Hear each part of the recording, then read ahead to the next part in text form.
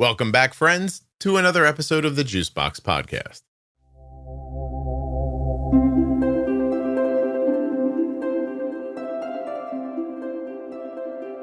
Katy has type 1 diabetes and a couple of kids. Got a bunch of other stuff going on. She was diagnosed when she was 11 years old, but the reason she came on the show, it changed because she lost her insurance. You'll see what I'm talking about as you listen. Nothing you hear on the Juicebox Podcast should be considered advice, medical or otherwise. Always consult a physician before making any changes to your healthcare plan. Are you an adult living with type 1 or the caregiver of someone who is and a U.S. resident? If you are, I'd love it if you would go to t1dexchange.org/juicebox and take the survey. When you complete that survey, your answers are used to move type 1 diabetes research of all kinds. So if you'd like to help with type 1 research, but don't have time to go to a doctor or an investigation, and you want to do something right there from your sofa, this is the way. t1dexchange.org/juicebox. It should not take you more than about 10 minutes. When you place your first order for AG1 with my link, you'll get 5 free travel packs and a free year's supply of vitamin D. Drink ag1.com/juicebox.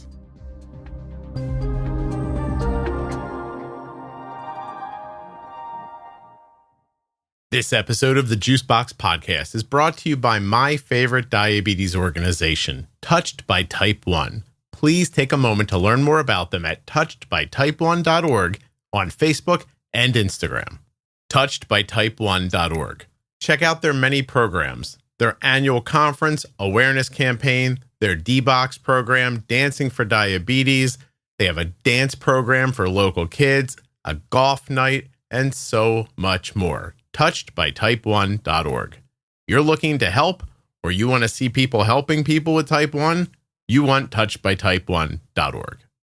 This episode of the Juicebox Podcast is sponsored by Cozy Earth.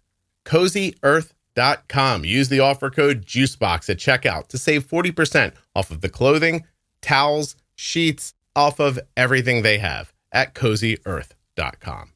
This episode of the Juicebox Podcast is sponsored by the continuous glucose monitor that my daughter wears, the Dexcom G7. Dexcom.com/juicebox. Get started today using this link, and you'll not only be doing something great for yourself, you'll be supporting the Juicebox Podcast. My name's Katy. I live in Florida. I'm 49 years old, and I've been a type 1 diabetic for 38 years, almost 38 years. Since you were 11? Since I was 11 years old. Damn, yeah. Be impressed, everyone. Okay, so hold on a second. Diagnosed at 11, type 1. Do you have any other autoimmune issues? No, I don't. Nothing. Celiac? No, my daughter does have a gluten allergy. Mm-hmm. She has not been tested for celiac, but she definitely has an allergy. How about even eczema? I do have eczema. I did have it pretty bad as a child. I've kind of grown out of it. It's gotten a lot better. Okay. Do you have like bad seasonal allergies by any chance? Not really bad, no. Cool. But you have them? Yeah, I would say so. All right. How about in your family line? Your mom, your dad, your grandmother, your grandfather, stuff like that? No, both my parents are treated for type 2. My brother is the only other one with an autoimmune disorder. He has alopecia universalis. Yeah. So he has no hair anywhere on his body. Is that means like universally he has? Is that what that's supposed to mean? It is. Okay. Yep. No hair anywhere. His whole life? No, he got that in his 30s. He started losing his hair in his 30s. That must have been a shock. I think it was. It started coming out in perfect circles. I think it started with his mustache and his eyebrows, and then he noticed it in his hair, and then it just started falling out all over. If that happened to me, as shocking and as upset as I would be, and I have a ton of empathy for your brother, I know for certain I would make a joke to somebody and say, I think tiny aliens are landing on me at night and creating crop circles. I would try to make, he's the oldest. He's 56, I believe. There's 4 of us altogether. And I'm the youngest. I believe he's fairly fine with it now. Yeah, that's crazy. I mean, it's not crazy. Also, it's an autoimmune issue. Right, it is. Yeah. Yep. So how about his kids? Do they have any autoimmune stuff? He doesn't have any biological kids. He has 2 stepsons. I see. Okay. All right. Yep. Now, I want to start here by saying also, you have one of those names that I feel like it's trying to trick me. And I wasn't listening very closely at the beginning when you introduced yourself. So do you say Kathy or Katy? No, it's Katy. Katy. Okay. Yeah. Mm-hmm. I mean, I thought it was, but I've had people come on with your spelling and they're like, it's Kathy. And I'm like, it isn't. No, okay. It's Katy. I've gotten that my whole life, though. Okay. When Katy Perry became popular, that was when people stopped calling me Kathy. So it was way later in my life. Jeez, if only she could have pulled that together. People finally got it. Sooner, People started getting it right for me. Yeah. She said something shocking in an interview the other day. It's so shocking that I won't mention it here, but I was like, I can't believe you said that out loud. Nevertheless, if people have heard it, they're going to go like, oh, I know it. It had something to do with the dishes and Orlando Bloom. I won't say anything else. Now, I'll have to look it up. Yeah, don't look too closely. Okay. What I was going to say is, I don't know how long it's been now since I started saying, like, hey, if you're using a GLP medication and you have type 1, you should come on the podcast. I thought I was going to get a couple of people. You know what I mean? Like, I just didn't imagine that so many people would come forward because it's off label. It's just happening over and over again. So I want to learn a little bit about your journey, but then, we'll get into what you're doing now, obviously. But I appreciate you reaching out. And, I hope for people listening, they're not like, oh, God, every week there's somebody on using a GLP. But like, I don't control the flow of that.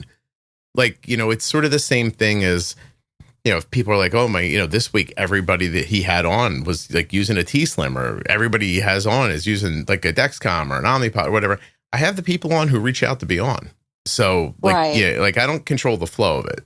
But let's start at the beginning for a second. You're 11. You remember your diagnosis at all? The Dexcom G7 is sponsoring this episode of the Juicebox Podcast, and it features a lightning fast 30-minute warm-up time. That's right. From the time you put on the Dexcom G7 till the time you're getting readings, 30 minutes. That's pretty great. It also has a 12-hour grace period, so you can swap your sensor when it's convenient for you. All of that on top of it being small, accurate, incredibly wearable, and light. These things, in my opinion, make the Dexcom G7 a no-brainer. The Dexcom G7 comes with way more than just this.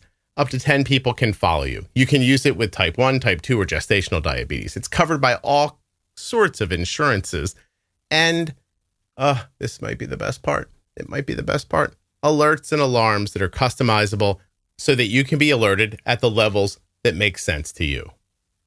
Dexcom.com/juicebox. Links in the show notes. Links at juiceboxpodcast.com to Dexcom and all the sponsors. When you use my links, you're supporting the production of the podcast and helping to keep it free and plentiful. If you're looking for a last-minute holiday gift that doesn't feel last-minute, check out Cozy Earth and use my offer code to save 40% off of your entire cart. That's going to be the sheets, the towels, and the clothing. Whatever you buy from CozyEarth.com, you will save 40% by using Juicebox at checkout.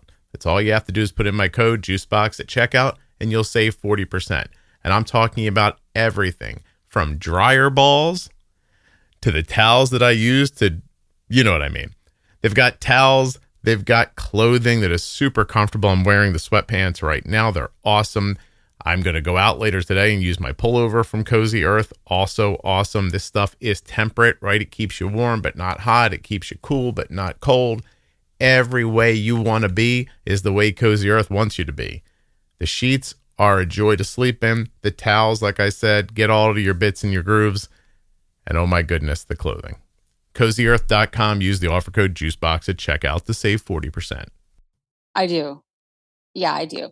I remember specifically what stands out in my mind is going to the movies, ordering M&Ms and a Coke, and getting up, I don't know how many times to go to the bathroom, my stomach hurting, and my mom saying, something's not right. You shouldn't be peeing this much. She said that I started wetting the bed shortly after that, and her knowing that that wasn't something I should be doing at 11 years old. She had enough knowledge of type 1 to know that that's probably what it was. She bought the little sticks that you had to pee on, and mine turned really dark. So she made everybody in the house pee on one. Nobody else's did, except for hers was a little bit darker than everybody else's, which of course she found was because she was on her way to developing type 2. She got me into the pediatrician pretty quickly. They did the glucose test.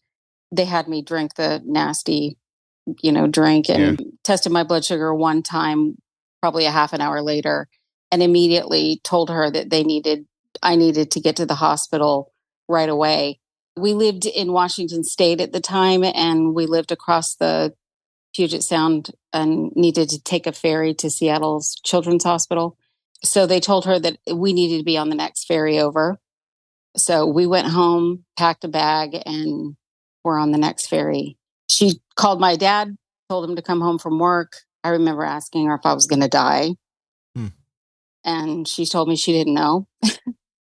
So that was her response. She's like, I don't think so, but I don't know. Can I say something to any parent listening? If your child says, am I going to die? You go, no, of course not. I don't remember feeling like, oh, wow, this is awful for me. I just was like, wow, I'm getting a lot of attention, I'm still laughing about your mom saying, I don't know. I don't know. So I was in a room with 4 other girls and, gave me insulin. They gave me a sponge to practice on with saline and a sliding scale and all the things. And I started learning how to give myself shots. Is this 1986? 1986. And they told my parents from the very beginning, this is her disease. She needs to learn everything about it. And I think I probably got a shot from someone else maybe once. But other than that, I had to do it all. Describe using the sliding scale to me. If my blood sugar was in a certain range, I took this much insulin. And I was on regular and NPH. I can't remember exactly how much, but it was so many units. If I was between, like 80 and 150. You do a test, and if you, depending on where you were, you'd use a certain amount of insulin. How often every day did you do that?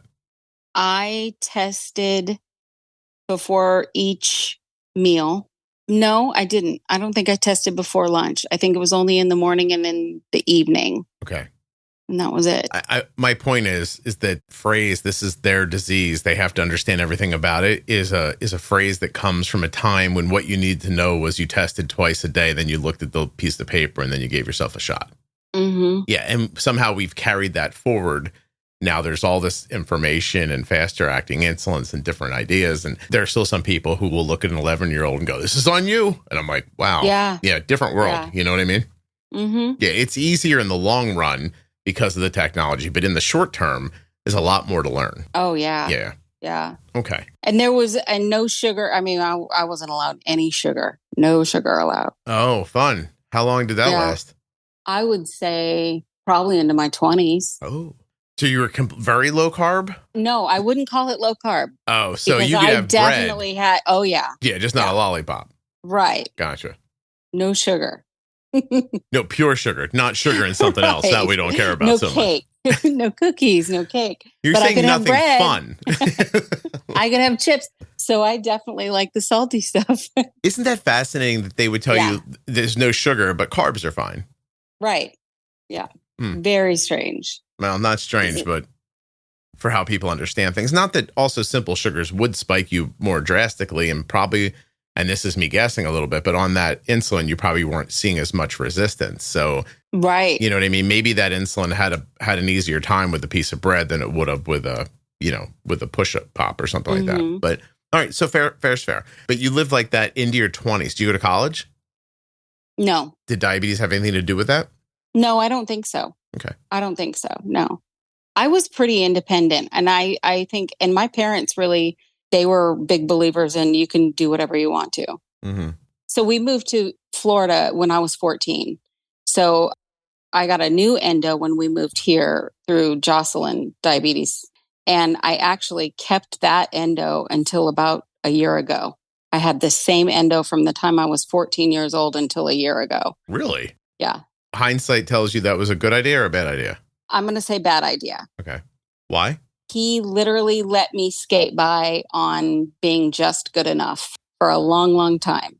He let me make pretty much all my adjustments and my own decisions. And I wouldn't say until I really started listening to the podcast and really started understanding that the actual process of my own disease and becoming my own advocate that I was like, I'm going to take over and adjust this myself and do things myself. How long ago did you find the podcast? Probably about 3 years ago. Oh my gosh. Yeah. Oh. So I lived with an A1C in the 7s, the 8s for most of my life. Yeah. Do you have anything going on now because of that? I am programmed not to say complications. Can I tell you something? Yeah. Katy, I'm just going to share something here that I think constantly and I never say out loud. I'm going to say it to see if I can get rid of it. I tried for some reason in the past so hard not to say complications that when I want the word, I can't even find it in my brain. I've strong-armed myself into not saying it, and I don't want to do that. I want to just say, like, do you have any complications? I understand that because I do the same thing in the line of work I'm in. I don't like to say disabilities. Mm-hmm. So I understand that too.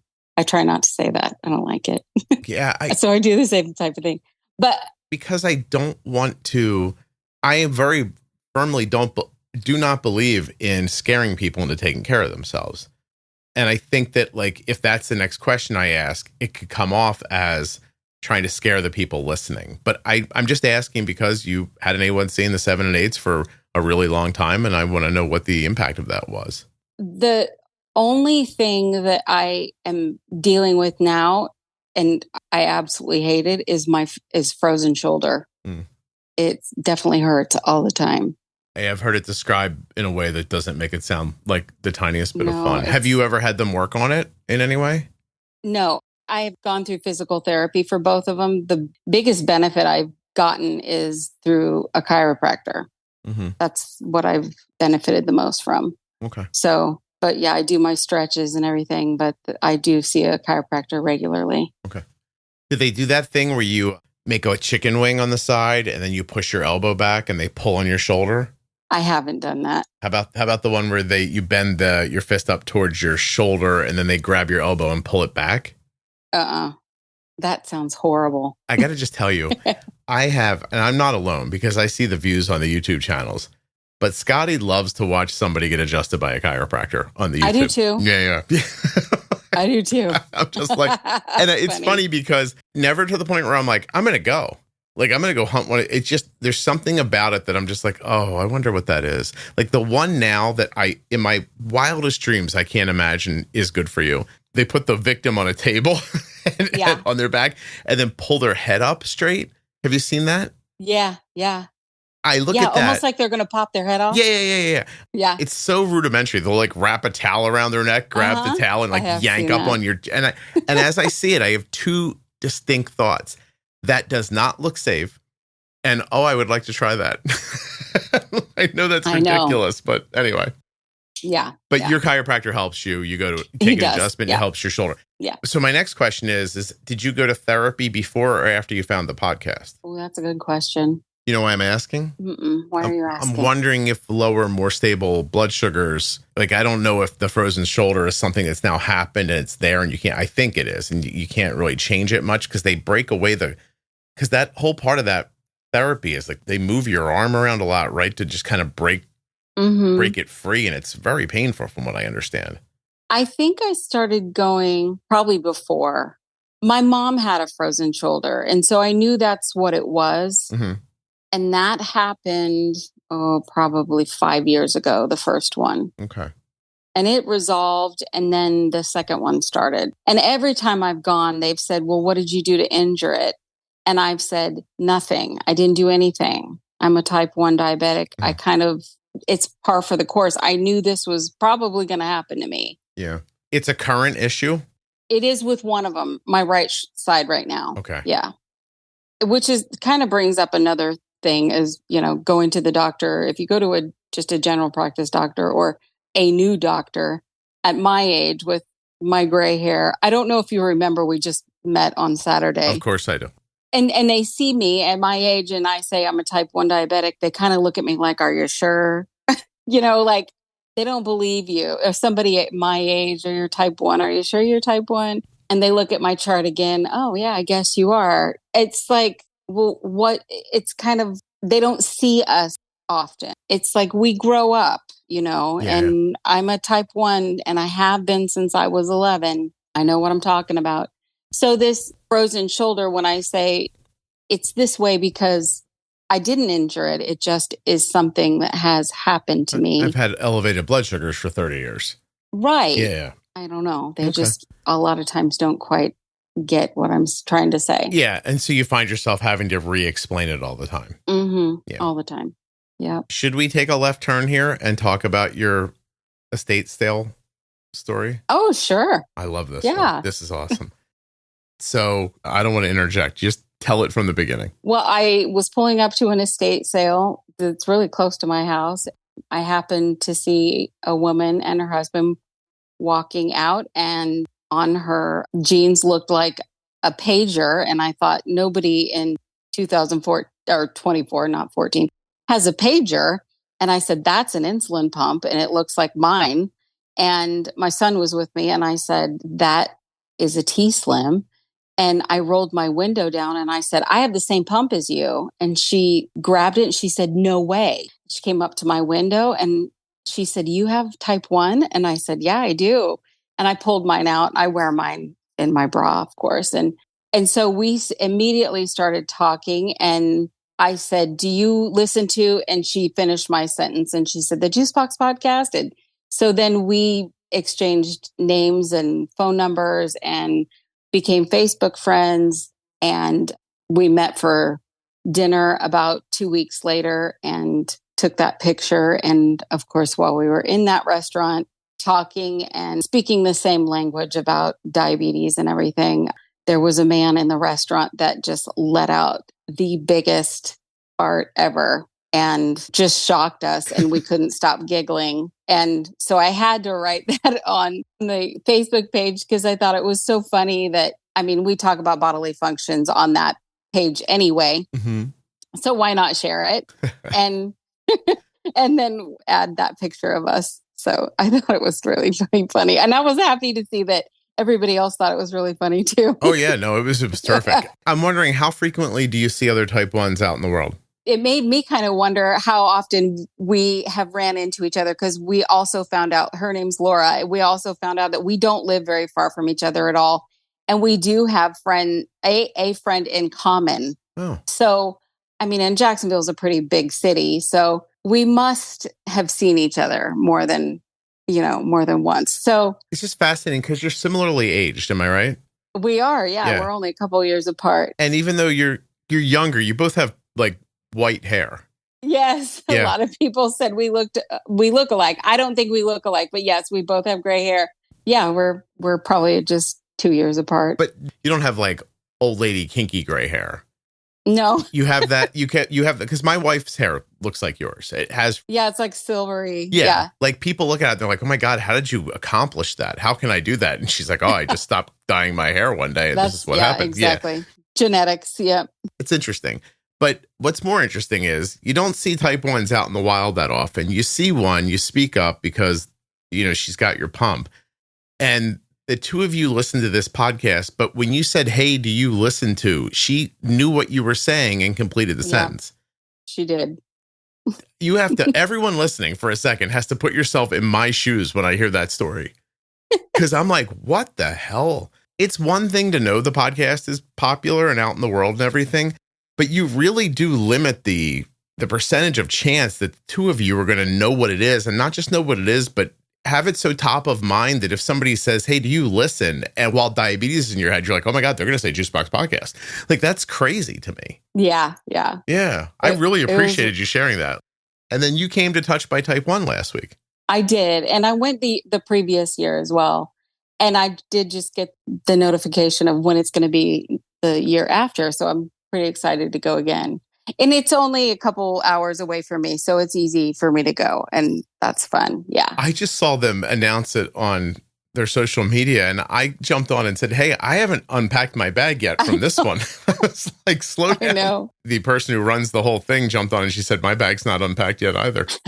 A lovely event, and they do such a wonderful job putting it together. Yeah. It's really something. But it was nice to meet you in person like that. That was awesome. If we met the year before, I apologize for not knowing that.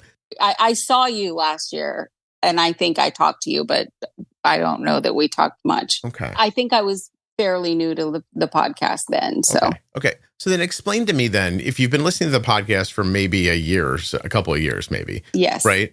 And you've had diabetes your whole flipping life. Mm-hmm. How do you turn on a podcast made by a guy who doesn't have diabetes? Right. Fair enough. My daughter has it, and I've been, helping her take care of it for a very long time and all. But like, how do you turn that on and think like, oh, I'm going to listen to this? Why don't you think like this guy couldn't possibly understand my life? Or how do you even know you need more?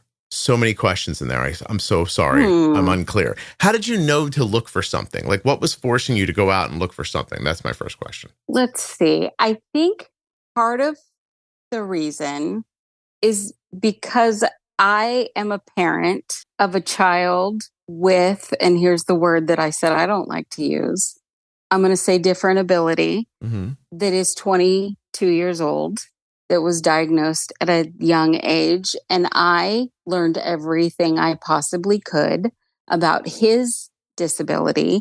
And so I then went into the field of autism and learned everything that I could, and now try and help other kids. And he is very well equipped in his life. And so I kind of knew that I could listen to you because I kind of did what you are doing. Does that make sense? You're out there helping people with autism, and you don't have some fancy degree or have, and I don't have it. And you don't have it yourself. Right. Right. So I taught him to advocate for himself, but I never advocated for my own self. Mm-hmm.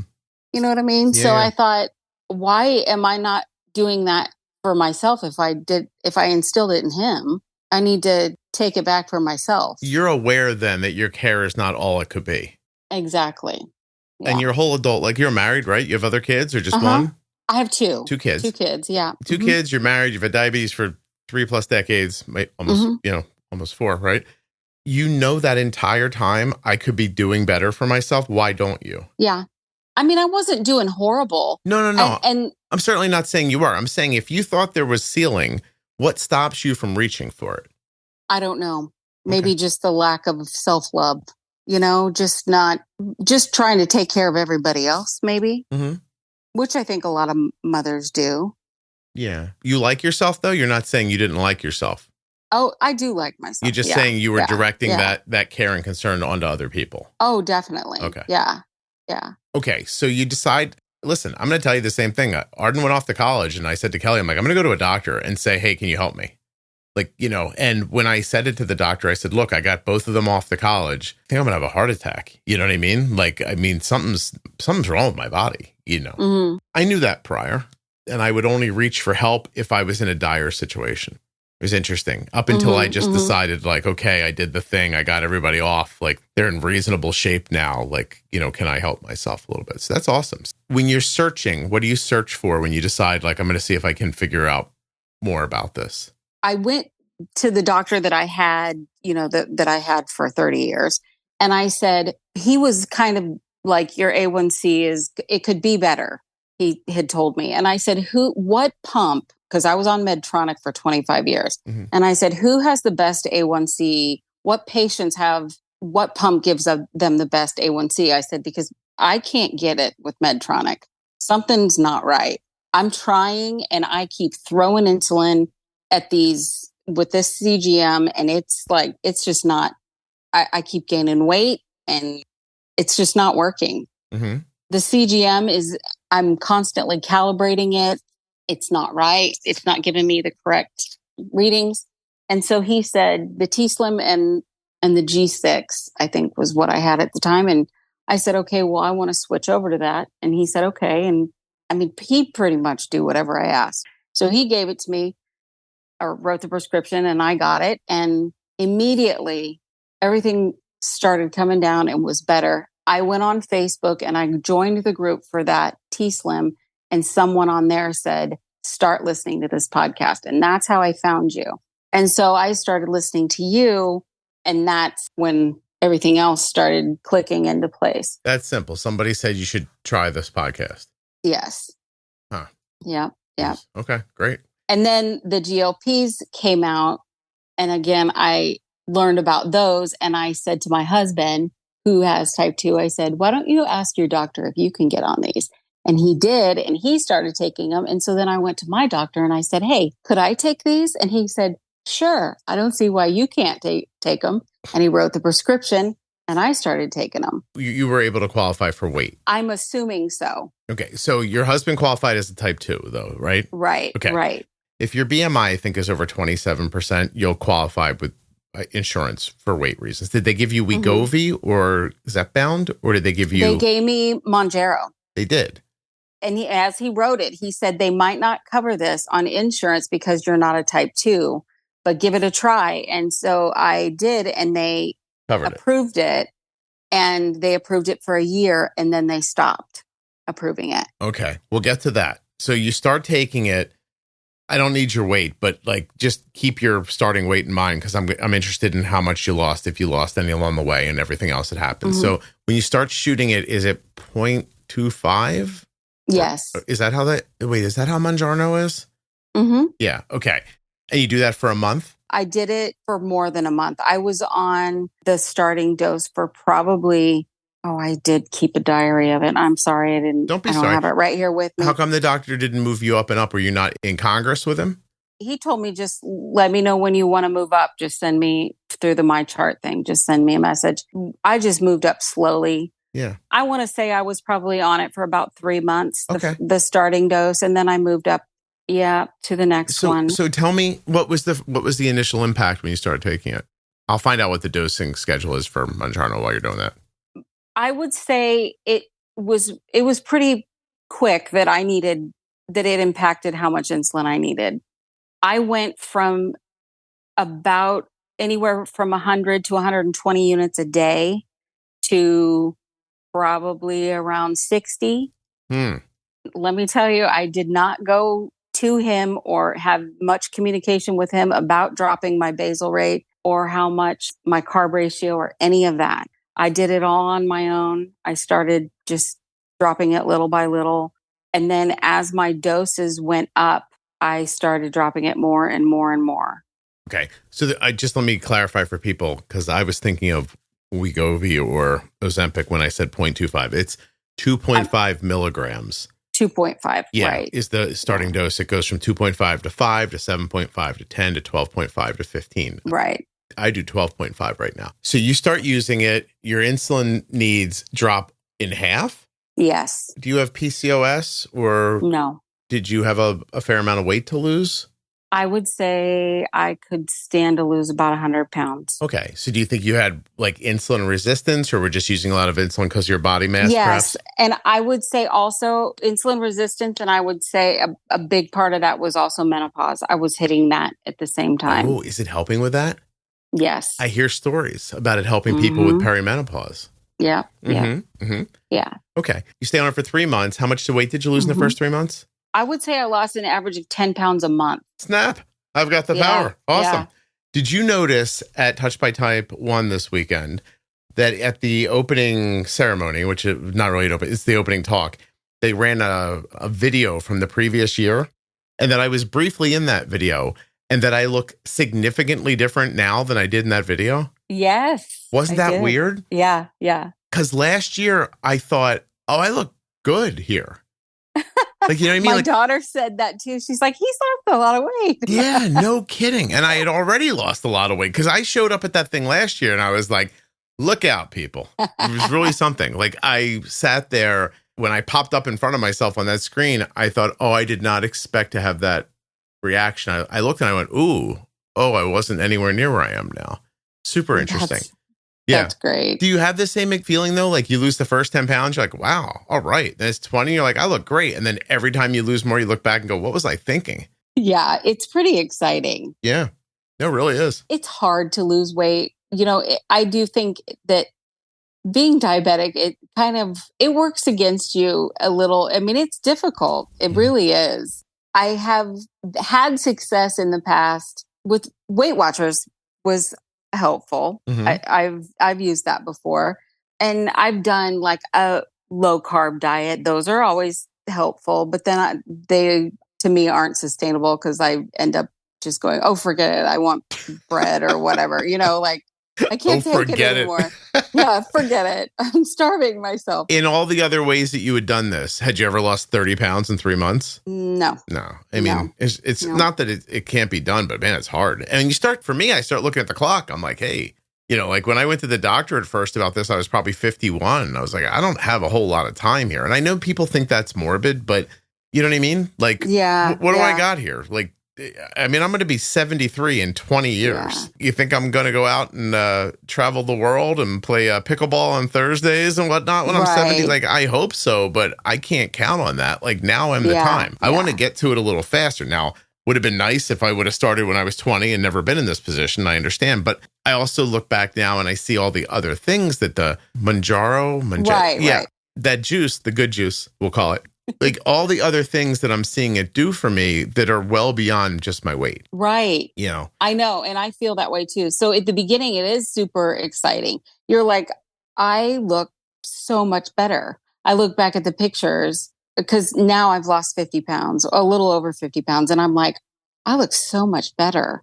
But I also am like, I am amazed at how much better I feel. And how much better I know that I am inside, how much my health has improved and how much less insulin I'm taking and how much, I mean, not that is a factor of health, but for me, I need it. Like you say, you need what you need, but I am taking so much more. It's better care of myself and on a whole, but now I'm running into this roadblock where my insurance is not going to cover it. I can still get it. My doctors will prescribe it. It's not that. But I now have had to take another job if I want to pay for this. So your doctor will prescribe it, but your insurance won't pay for it anymore. Correct. They won't cover it. Can I ask you, though, if you still have 50 pounds to lose, why don't you just ask him for Zepbound instead of Manjaro? They won't cover a weight loss. Oh, your insurance doesn't cover that. Yeah. No. Shitty insurance. Yeah. It really is. Who do we blame? Your husband? Yeah. Okay. We'll do that. We'll do that. Yeah, because he can give it. I can't. He has type 2. Right. Fancy man. I've seen people get dual diagnosis, type 1 and insulin resistance. So I switched endos and I asked the new endo for that, if I could have a dual diagnosis. And he said, absolutely not. You're not a type 2. Yeah. And I said, I have insulin resistance. And he said, no, you don't. I said, okay, maybe I need a new endo. What's he running for Pope? So, you know what I mean? Also, maybe that's not a good example, but you know what I'm saying. My new estate sale bestie, she has a different endo and she's also on Manjaro. So maybe I feel like what you need is a switch to a different office. Yeah. What is he like? Perhaps. Isn't that funny that a physician could look and see that you've had all this success and all this benefit from something and then be swayed by the arbitrary rules of an insurance company? You don't need this because the insurance won't cover it. What does that got to do with anything? Awesome. Thanks a lot. When you were talking about feeling better, I found myself thinking that before I used to think like I was like a vital person in a body that was just like not operating well. Like, you know what I mean? Like I'd run up the stairs and I'd be like, yeah, I am a person who runs up the stairs. You know what I mean? But like, I always used to think like, I guess just to be clear, like I'd think, oh, for a fat guy, I'm really fast. Or for a person who's overweight, I'm more athletic than you would think I would be. Like you used to look at me and you wouldn't imagine I was athletic, but I was. Like stuff like that. Not like on the level of my son, but like, for a guy my age, I quick and agile and stuff like that. And I used to just think of it as like, this is my level of proficiency with athleticism and, that kind of stuff. And now that I'm all that weight is off of me, I realize like that was like a fraction of who I was. Yeah. It's really interesting how much I was being held back by it. And I know some people are going to listen and be like, yeah, you were fat and it held you back from being athletic. Like, I know that seems obvious now and it seems obvious to me, but I wasn't eating my way to that scenario. Like, my body just really did not intersect with food very well. And it didn't matter what food it was. Like, no matter how I ate, how little, how much, what kind, quality of it, my body would just like constantly, like, I would just always be holding water weight and adding weight, and I'd get heavier and heavier and feel achy. Oh my God, everywhere. It didn't feel good. I was tired, like, all that stuff. I take this stuff and all the things that people have heard me talk about. Like, I can absorb iron now through my food. It was a big deal. I used to have to get infusions to not pass out. My knee and my feet, I used to have plantar fasciitis. Don't have that anymore. My knee hurt. My knee doesn't hurt anymore. My back used to be super stiff. My back is not stiff anymore. I feel bad because everybody bought me this chair because my back was stiff a few years ago. And now I still have the chair and I don't have the stiff back, but I appreciate it nonetheless. Like, all these things that changed. And I do think a lot of them have to do with just inflammation, which is probably some sort of an immune response in my body. Right. You know what I mean? And I brought it up earlier, but tell me how you feel like it may have impacted are you in menopause fully or was it perimenopause? No, I'm fully menopausal. Okay. Yeah. What symptoms did that help with? I'm not exactly sure. I think I was going through menopause. I think I was pretty much done with it before it started. I am not sure that it helped with the weight gain exactly. I had hot flashes. I didn't have a spotting or anything like that. So I don't know that it helped too much with that. Yeah.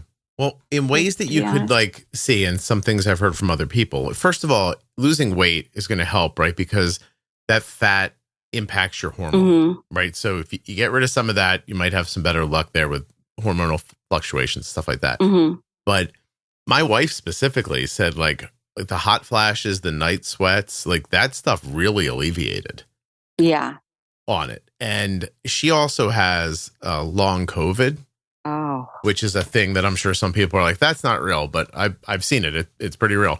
When she started taking a GLP, a lot of her long COVID symptoms got much easier. That's good. Yeah, very cool. And then there was this moment, I forget exactly what happened, but for a moment, a doctor asked her, not her endo, not the person who gave her the GLP, but another doctor said to her, hey, you're having a different symptom. Stop taking that GLP for a week. And she came home and she's like, they told me to stop taking the GLP. And I was like, look, I'm going to tell you the same thing I tell the internet. I'm not a doctor and this isn't advice, but I wouldn't stop taking that if I was you. No, I wouldn't either. Right. And she's like, no, let me just do what he said for, a week. And I'm like, all right, don't listen to me, which I've been married for a long time. I was expecting that. And so she definitely doesn't listen to me about anything. And she probably shouldn't, in fairness. But she stops taking it. And like 4 or 5 days later, she's like, oh, crap. So many of her long COVID symptoms started coming back right away.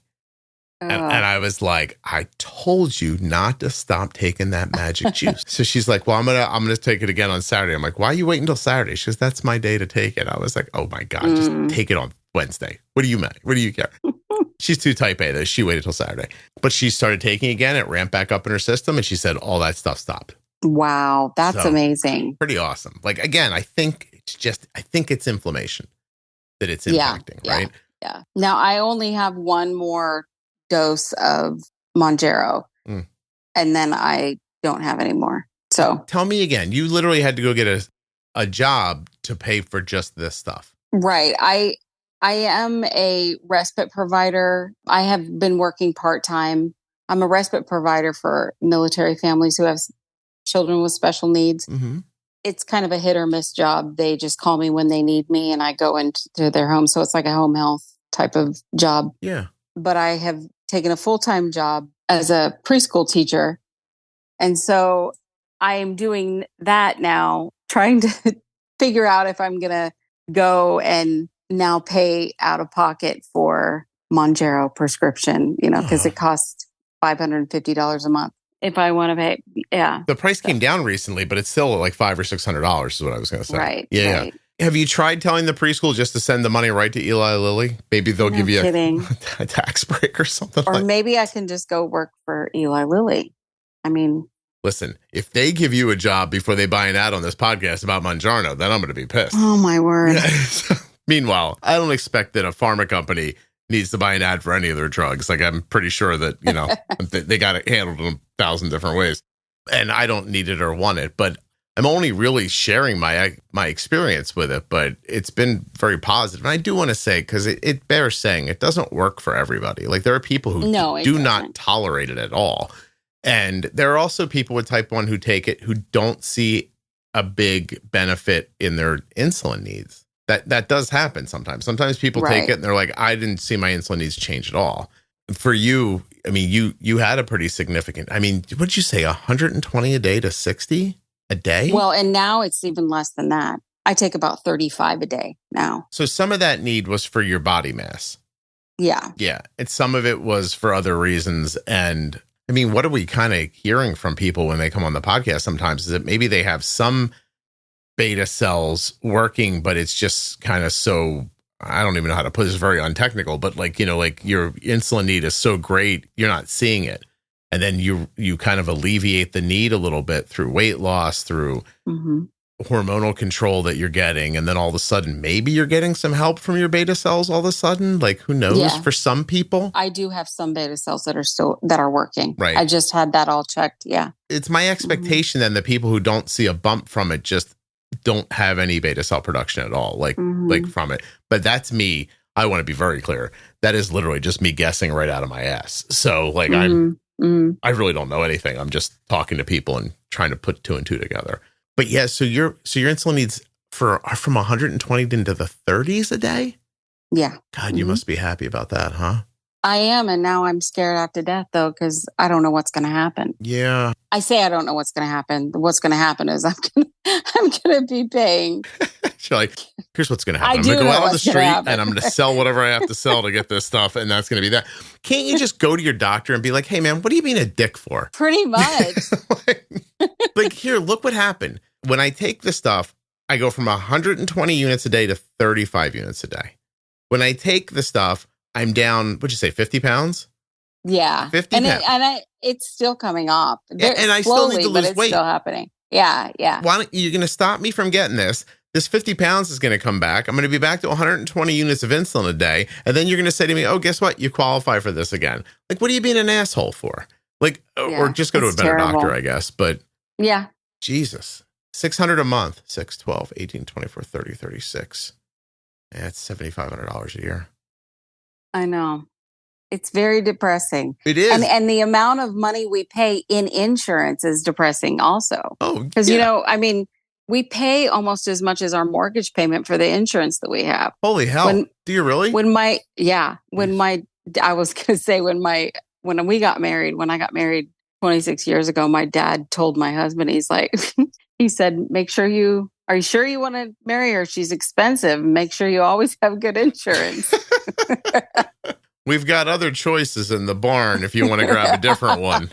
This one only eats the best hay, just so you know. Yeah. Yeah, I love your dad talking about you like your cattle, by the way. That's awesome. And your husband didn't take him seriously, and he should have.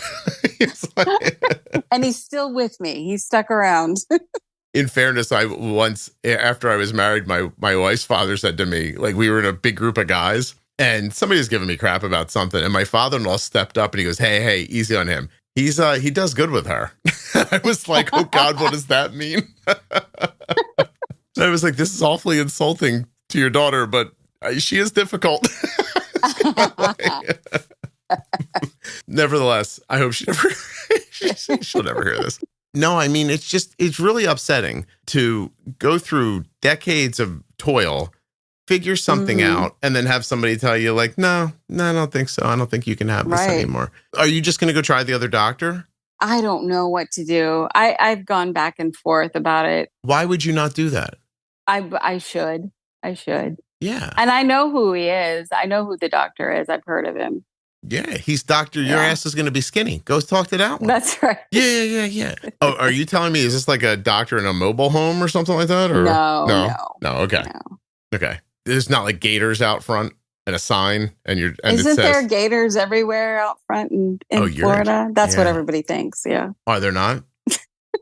Isn't it just like boa constrictors and gators on the roads? Yeah, pretty much. That's all you ever see on the news. Is that not true? You're like, I don't think that's true. I live here. You know, when we moved here, my dad made us give our dog away because he said that the alligators would eat it. If we moved here with a dog, we believed him. Your dad's like, I figured out how to get rid of that dog. It's my dad. Yeah. I finally got it. Oh, you don't want the dog to be eaten by an alligator, do you? And you're like, no, Daddy. You're like, we're going to have to leave it here. And where were you? Puget Sound? Where were you over there?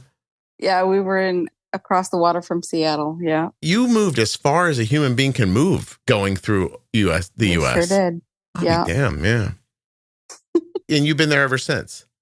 Yeah, never left. You like the Florida? No, I don't. It's too hot here. Well, then why are you there? Well, my husband was born and raised here, so I don't know. He's the problem again, you're saying? Yeah, pretty much. Mm-hmm. Boys, they're always a problem. I know I'm a huge problem. So for my wife, I know she looks at me like, if you weren't here, I feel like I'd be happier. And I'm like, she's probably right about that. And all that, by the way, that's unspoken. She doesn't say it out loud. I read it in her eyes. Oh my God. Wow. When you signed up to come on, you were signing up to tell a happy story about, I found this GLP medication. Yeah. How about that? And now it's sad. So I guess if anybody listening has any insight on making my insurance pay, or I don't know when in the world their insurance companies are finally going to jump on board and realize, or the FDA is going to approve it for us. I know that it's gaining popularity for type 1s. Yeah, I mean, I'm doing more than my fair share of trying to get the word out about it. So yeah, I know, and I know there's studies, but I don't know how long it takes for those studies to finally, be finished to where it's going to be something that we all can get. I don't know how long that happens. It's disingenuous to some degree because they've done, so there's been 2 studies, let me see if I can find them, on GLP that were so successful, the FDA stopped them. I think the one was for kidneys that I'm thinking of. Hold on a second. I'm gonna find this. This is me talking half out of my ass, okay? But it's something I know I've seen before. I just don't have all the details. There was I think an Ozempic study about that was for kidneys, and Novo ends semaglutide kidney study early due to strong efficacy signals. Okay, now you can go find this story if you want and read through it. But what I'm telling you is my takeaway was this was working so well that the FDA was like, hey, this isn't even right to put people in a double-blind study over. We know this works. Start giving them the drug for it. Let's stop studying it. It doesn't need to be studied anymore, right? It's just, it's been that successful. And then there was one recently, GLP 94% type 2. These are just my Google terms. Here it is. Tirzepatide reduced the risk of developing type 2 diabetes by 94% in adults with prediabetes and obesity or overweight. This is an article from August 2024, okay? They did a study on people with prediabetes. It benefited 94% of the people in the study. They're not pre-diabetic anymore. Wow. When a study is 94% positive, you just go, woo! And you know what I mean? You're like, my God, this is working overwhelmingly for people. If they take 5 seconds, this study I'm looking at evaluated 1,032 adults who had prediabetes at randomization and obesity or overweight for a treatment period of 176 weeks, followed by a 17-week off-treatment period for 193 weeks total. The result from this SURMOUNT-1 phase 3 study's primary analysis in 72 weeks, and all participants were published in the New England Journal of Medicine. It worked, okay? Take 1,000 people with type 1 diabetes, randomize it, put them on a GLP, and let's get going. Because look at this, took 3 goddamn years to do. You got to get to it here. I would imagine that the insurance companies probably aren't at the moment thrilled because the more they can, they got to keep paying for it. But I would assume too, I don't know how all that works, right? But as it becomes more and more obvious that it's working, the company's going to have to make more of it. It should get easier to make and cheaper to make. And hopefully that can help the pricing process a little bit. But Jesus Christ, if it's helping women with PCOS and it's helping people with type 1 diabetes and type 2 diabetes and obesity and me and like, iron, like, why not? Like, let's go. You know what I mean? Right. And is it brings up all the conspiracy theories. Is it because they just want to keep us sick, and all the things that people say I don't know who's trying to keep you sick or not. I think they just don't want to pay for stuff.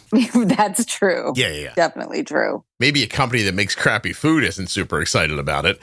I have no trouble imagining that in an office somewhere, somebody who's making like, cupcakes that are basically plastic and they stay good on a shelf for 17 years. They're like, this ain't good, all these people on these GLP medications. Because I splurged this week. I didn't shoot my GLP on the day I was supposed to. I got bumfuzzled on the day. Uh-huh. So last night I splurged. I had a splurge yesterday. Let me tell you what I did. I went to a local deli. I got a turkey and roast beef sandwich with provolone. And I had half of it for lunch and half of it for dinner. I was crazy. Okay. For a person taking a GLP medication, that pretty much qualifies as like, my God, look at all the food you ate. So it's got to hurt the junk food market if enough people get on it. But I just want to say again, they studied over 1,000 people with prediabetes and 94% of them benefited from it. Yeah. So you're going to see fewer heart attacks, fewer strokes. You're going to see less type 2 diabetes. And look at all the good things it did for you so far. Right. It's impacting a lot of markets. Yeah. I don't know. Sure. I don't want to see type 1s hooking for their GLP money. You know what I mean? I guess that's my next option. No, I wasn't saying you. I'm just saying like people shouldn't have to go do what you're talking. Like you had a job you really enjoyed, right? And you'd like to keep doing that. But now you're like, well, maybe I'll go do this one instead because maybe I can make more money to pay for my GLP. And I don't like knowing your like specific details, but if this thing's $600 a month, this job in this preschool, I don't imagine it's laying 60, 90 grand a year on you for it. So like you're working that whole month to get the GLP and not have much left over. Is that right? I have some. I mean, and I enjoy it. I do enjoy work, the job. So, but it's a chunk of your income. Oh yeah, it would definitely be a chunk. Yeah. Okay. All right. Yeah. See, that's just, I don't know. That's not right. Commiserate with anything else. Like as we learn more and more about it, like withholding it from people starts to feel more and more like not giving them insulin or not giving them their heart medication or something like that, Yeah. It just works too well to act like, oh, it's for the people who can afford it. Yeah, I agree. Yeah. Because there's plenty of people out there that couldn't just go pick up a job and shell 600. And like we're teasing your husband for not providing, but obviously if you can afford to spend $600 a month on something that isn't your base bills, you're doing okay to begin with. And so, so there are plenty of people who aren't doing okay to begin with, could really use this medication. I spoke yesterday.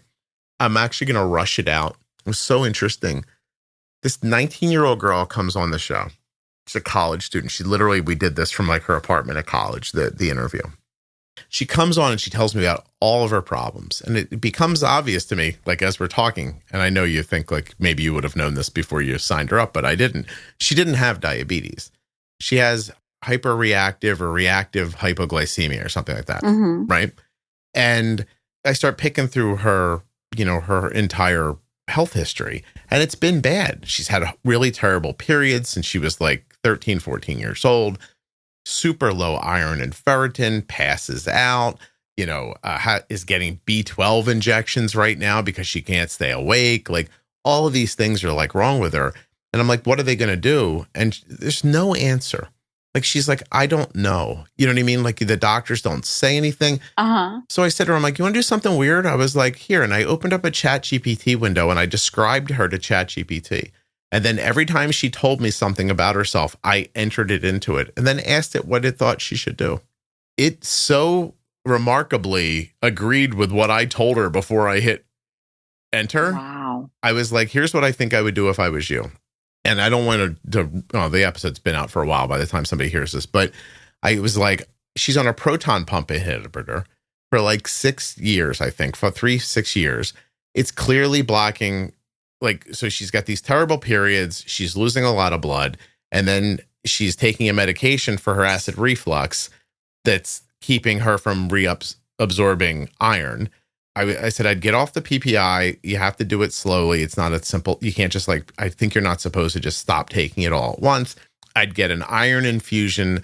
I would continue with the B12 and infusions, digestive enzyme to your meals to try to help your digestion, to see if we can't help clear up this, probably what's pressure on your esophageal sphincter, which is probably giving you the acid, right? And I said, and I'd like you to take Ovasitol for your PCOS, which she also had, by the way. I said all that, and the goddamn ChatGPT came back, and it was like, and it said all the same stuff. Wow. And I said to her, I'm like, I'll send this to you. You can show it to your mom. You know, I said, don't listen to me. Like I'm a guy on with a podcast. Like I'm sitting in the spare bedroom of my house right now, just in case you're wondering. I was like, but I think you should look at all this because your doctor's only throwing patches on your problems. Right. Like he's never going to get you to the point where you're just like, oh, I don't have reflux anymore. You know, and I even explained little things to her. Like she's like, I don't eat throughout the day. I have one big meal. I said, that's actually could be one of the reasons you have reflux. You have a big full meal. It pushes down on that sphincter down there, and it kind of opens it up and allows the acid to come up through into your esophagus. I'm like, you could end up getting like Barrett's esophagus from that, which is, you know, could be precancerous and like all this stuff. And she's on top of all that completely exhausted.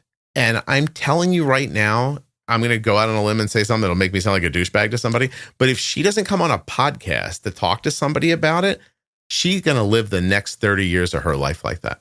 Yeah. For sure. You Yeah. know what I mean?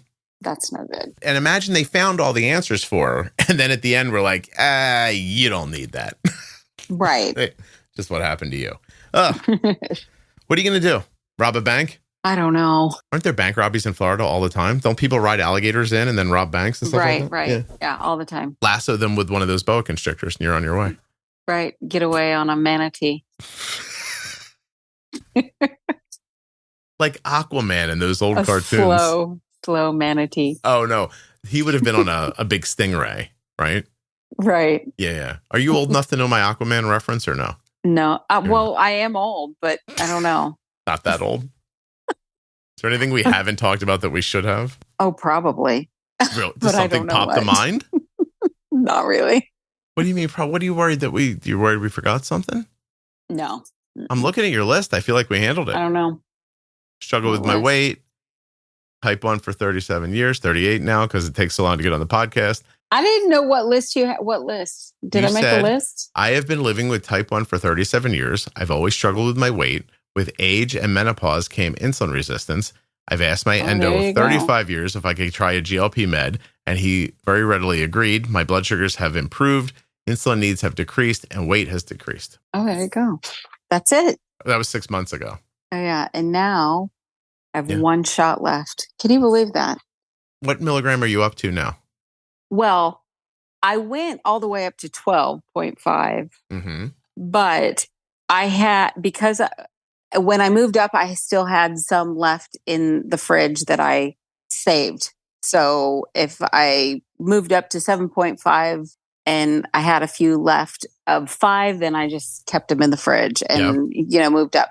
So what I have left in the fridge right now is 5. Oh. And so that's my very last one is a 5. That sucks. It's almost like I weaned myself back down. Have you been gaining weight, or has your insulin needs been going up? I have not gained. No, it hasn't. It's been fine. Okay. I hope it keeps up. So we'll see. Let's be honest. It's not going to. I mean, if it does, then God bless. That's wonderful. But I mean, you could run into that situation where you don't gain weight and a lot of your insulin requirements were because of your weight. I hope so. And I'm not, I have no problem also going to a compounding pharmacy. I would do that too. And I think 5 was fine for me. Okay. Especially if I just want to maintain what I've been taking for the last month. You're still losing weight though, right? Very slowly, just a little bit, like maybe a pound every week or I've stopped losing weight at this point. Yeah. But I got dehydrated when I traveled this weekend. Oh, really? And I'm not like dehydrated, like, oh, woe is me, my kidneys hurt and I'm in trouble. But like, I just didn't drink as much because I was traveling. Yeah. And I got home, I was 4 pounds lighter than when I left. And I did look in the mirror and thought, oh, there is like more out of my midsection here. Like my midsection's flatter, like all that stuff. But I thought the minute I start drinking regularly again, like these pounds are coming back for sure. And they absolutely did. So, yeah. But I don't want to lose. That's not how I'm trying to lose weight, obviously. But it was just really interesting. Like you get on a plane Friday morning, you get down there, like, you know, by the time I get everything together, I'm supposed to go to this dinner. I go to the dinner. I don't need very much at the dinner, but that's fine. Like, and then next day, very busy. Yeah. All day. I had to get in a car at 3 a.m. Sunday morning to leave. I was on a plane by 5 a.m. on Sunday. Got home, didn't bother weighing myself. Weighed myself like the next day, and I was like, oh my God, I was 182. It's like the lowest I've ever been. And I was like, this will all be the first big glass of water I have. Like, I think this is over. So what happened? Yeah. I hope it works out for you. But if it doesn't, like, you seem hesitant to go to that other doctor. I wasn't able to figure out why while we were talking, but I would just No, I think I probably will. I think the only hesitation is that I just went to the previous one. He's in a whole different practice, as in like we have more than two main hospitals here in Jacksonville. Like we have the Baptist network, and then we've got like the University of Florida network, and we've got Memorial. And so he would be in a whole new network. So I just have to be switching. That would bother you? Networks. A little bit, because when you switch your endo, you kind of want to switch everybody. So not only your endo, but your general practice doctor and your everybody else you have. Can't you just see the endo just for the GLP? I could probably. And then not see him for anything else? I suppose. Yeah. I could try. It feels like you're making more out of this than there is. Perhaps. Because I've been looking for a real good reason why you're saying this, and I can't find one. So, yeah, just call him and be like, hey, you helped my friend. My doctor's a jerk. Can you help me too? And he'll be like, yeah, sure. And that should be the end of it. Don't you think? Probably. Yeah, just go do it. All right. I'll give it a try. Because if you don't get the ball rolling, at least, if a month from now you're like, oh, I've gained 10 pounds and I'm using 15 more units of insulin every day or whatever, right? Then you're going to be like, oh, I wish I would have started this. And if a month from now you're like, you know what, I don't even need this GLP, then God bless you, and then keep going. But at least you had your ducks in a row, you know? That's what I'll let you know. I will put it out there on the Facebook page. Thank you. I appreciate that. All right, go out there and make more friends that listen to the podcast. I like that story. I will. All right. I'll send them your way. Thank you. Hold on 1 second for me. Okay. You can use the same continuous glucose monitor that Arden uses. All you have to do is go to Dexcom.com/juicebox and get started today. That's right. The Dexcom G7 is sponsoring this episode of the Juicebox Podcast. Huge thanks to Cozy Earth for sponsoring this episode of the Juicebox Podcast. CozyEarth.com. Use the offer code JUICEBOX at checkout to save 40% off of your entire order. A huge thanks to Touched by Type 1 for sponsoring this episode of the Juicebox Podcast. Check them out on their website, touchedbytype1.org, or on Facebook and Instagram.